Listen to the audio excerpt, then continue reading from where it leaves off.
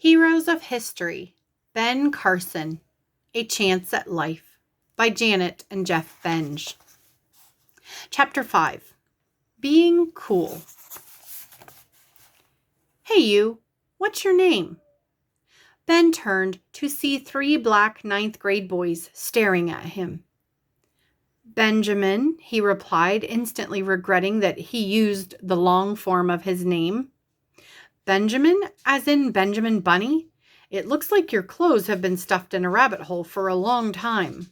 The boys all laughed. Ben smiled as best he could, but his stomach was tied in knots. He'd been at Hunter Junior High School for only a week, but that was long enough to realize that his whole world had been turned upside down, like Alice in Wonderland falling down the rabbit hole. As his grades had gotten better at his last school, Ben had made a group of friends, black and white, who valued studying hard. Their conversations were about the classes they were taking and the things they had read and learned. But that didn't seem to matter now. The most important things at Hunter Junior High seemed to be the clothes you wore and how good you were at basketball. Ben's clothes were bought at the local thrift store and meticulously mended by his mother. And although he might have been a good basketball player, he had little interest in the game. He preferred chess. All of this gave the boys at his new school plenty of ammunition for their favorite game, capping. Capping was what they called insulting a fellow student, like the one about Benjamin Bunny. The insults came in hundreds of variations, and they were all meant to make the recipient feel small. This was easy to do, especially when everyone laughed. Ben hated it. He didn't want to fit in with this new crowd, even if he wanted to. He was discouraged. His joy at being back in their own house was overshadowed by attending a new school. Day after day, Ben was subjected to taunts and mocking. He knew he should be able to rise above it, but somehow he couldn't. After several weeks, he gave in and started yelling disrespectful comments back at the boys who were capping him. He soon found that he liked thinking of witty, insulting things to say, which also had the desired effect. The other boys left him alone. Now Ben could concentrate on his schoolwork. His grades continued to be excellent, but deep inside his anger still raged. It didn't surface often, but when it did, it shook him to the core. One day during lunch recess, Ben and his friend Bob were listening to a transistor radio. Suddenly Bob reached over, flipped the dial to another station, and said, "You call that music, Carson?" Ben felt his anger rise up. "It's better than what you select," he exploded as he lunged for the radio to flip the dial back. "Come on, Carson, you always think you're better than..." Ben did not hear another word. Anger had taken control of him. He pulled out the camping knife he carried in his back pocket, flipped it open, and jumped up. Before he could think about what he was doing, he was plunging the knife blade into Bob's stomach. Immediately, Ben looked down as the knife blade clattered on the pavement. He was confused. The knife handle was still in his hand. Both boys looked at Bob's stomach. There was no blood. "The belt buckle," Bob stammered.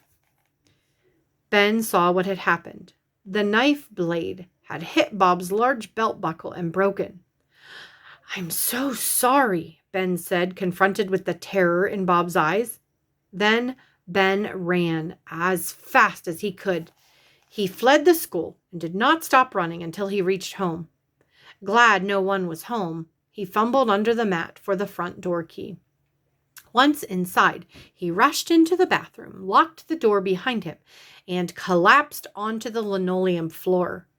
What just happened? He asked himself. Did I try to kill Bob? My friend Bob? What if he hadn't been wearing a belt buckle? He could be dead and the cops would be coming for me.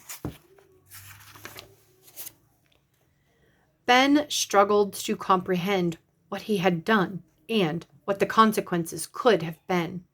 He doubled over as tears began to flow. His hopes and dreams of becoming a doctor had never left him, but how was he going to do that with his violent temper? His anger could flare up anywhere, anytime. He tried to control it, but sometimes, like today, he would become so enraged that it seemed like his actions were out of his control. I'm like a crazy person. I must be crazy. Bob's my friend. We were hanging out having fun and I nearly killed him. Sane people don't do things like that. Ben stayed curled up on the bathroom floor for 2 hours. He did not want to face the outside world again. He wanted to change. He knew he needed to change, but he didn't see how that was possible. As time passed, Ben felt a deep need to pray. His mother and pastor had always told him that God changed people from the inside out, but Ben had never really experienced that for himself. He whispered, "Lord, you have to take this temper from me or I'll end up destroying my life." Ben's mind was flooded with images of the terrible things he had done. The time he'd tried to hit his mother, the time he'd thrown a brick at one of the neighbor kids and broken the boy's glasses. The look on Bob's face today. My poor mother, Ben thought. She thinks I'm great. She thinks I'll go places. But even she doesn't know how bad I am. God, unless you help me, I'm a hopeless case. At last, Ben stood up and opened the door. Since no one else had arrived home, he ran to his bedroom and found a Bible. He didn't read it much. It sat on his bookshelf covered in dust. He flipped to the book of Proverbs and began to read. It seemed like every verse on anger leaped off the page as if written just for him. Good sense makes a man slow to anger, and it is his glory to overlook an offense. Do not make friends with a hot-tempered person. Do not associate with one easily angered. He who is slow to anger has great understanding, but he who has a hasty temper exalts folly. He who is slow to anger is better than the mighty, and he who rules his spirit than he who takes a city. Each new verse Ben read gave him hope. God seemed to understand his anger. Ben had a way out. He did not need to spend the rest of his life wondering when his temper would flare up. Peace began to fill his mind. The tears dried up. He went back to the bathroom and splashed some water on his face. He felt different, as if a weight had been lifted off his chest. I'm free, he told himself. My temper will never control me again. I'm going to trust that God has taken it from me, and I'm going to read the Bible every day, first thing in the morning, for the rest of my life. Ben was thankful that Bob had not gone to the principal to report the stabbing. As a result, Ben avoided the serious consequences his actions should have incurred. But because of Ben's fits of rage, Ben and Bob were no longer friends. Still, Ben was amazed at how different he felt. Little things that used to annoy him seemed to wash over him now. He would notice another person's bad behavior, but he would not take it personally. His new calm demeanor was put to the test, however, at the end of 9th grade. Ben added up his grades and knew that he was on target to get straight A's. The end of the year procedure was for each student to carry his or her report card from class to class. The teacher would then write the student's final grade on the report card and sign off on it. Ben's satisfaction grew as each teacher gave him an A. The last class for the day was physical education, where Ben was sure he'd get an A. After all, he dressed in his gym clothes for each class and always participated in the activities. As he presented his report card, the coach looked down at the long list of A's and coolly looked Ben up and down. Then he smiled slowly and wrote a large B on Ben's report card. "You need some variety," he said sarcastically. Ben's heart dropped. The coach had deliberately wrecked his chances of straight A's. Earlier in the year, Ben would have flown into a blind rage. but he felt strangely calm at the coach's actions. He who is slow to anger is better than the mighty, and he who rolls his spirit than he who takes a city, he repeated under his breath. There will be plenty of other A's, he assured himself. Carson, you gotta change those clothes if you want to be cool, Ben heard one of his friends say as he started 10th grade at Southwestern High School. As he looked around, Ben began to understand what his friend was saying.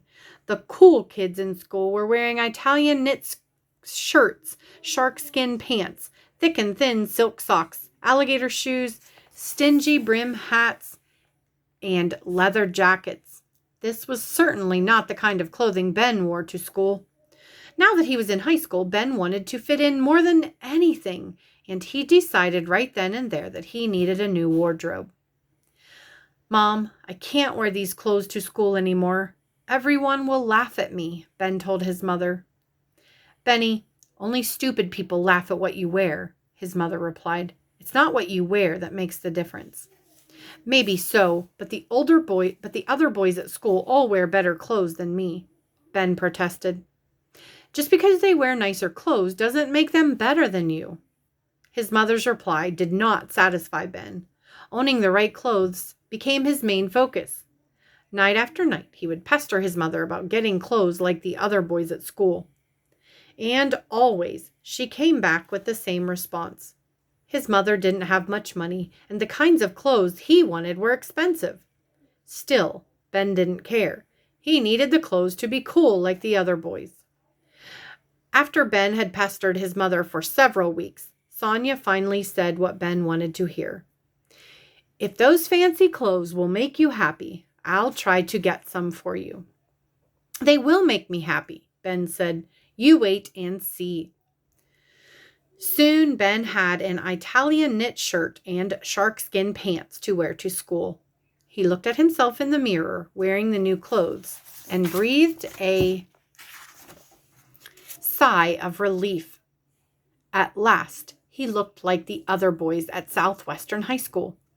Now that he had the clothes he needed to be cool and fit in, Ben turned his attention to another activity the cool boys were involved in, playing basketball after school, even though he wasn't particularly interested in the game.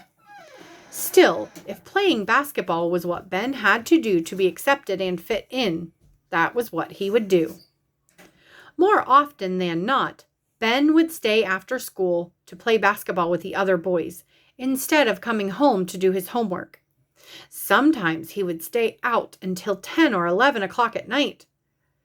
He could tell his mother was disappointed in him, and she would tell him that his schoolwork was taking second place to fitting in and being cool. Ben would tell her not to worry. After all, wasn't he still bringing home good grades? Yes, I know, and I'm proud of you, Benny. You've worked hard over the years to get those grades. Don't lose it all now, his mother would reply. The truth was, with Ben spending so much time playing basketball and talking about clothes with his friends, his grades began to suffer. Ben wasn't putting the effort he needed into his studies at school or at home, and little by little his grades began to slide.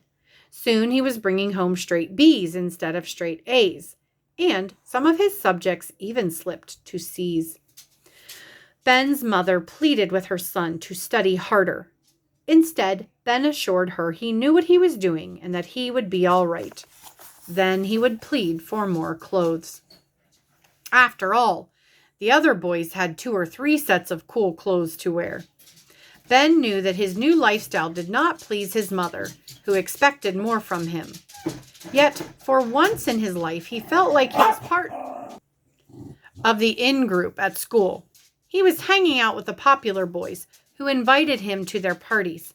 He told himself that he was having fun, more fun than he had ever had in his life. Although he told himself this, deep down, Ben knew another truth. Despite all the activity and being part of the in-group, he wasn't really happy.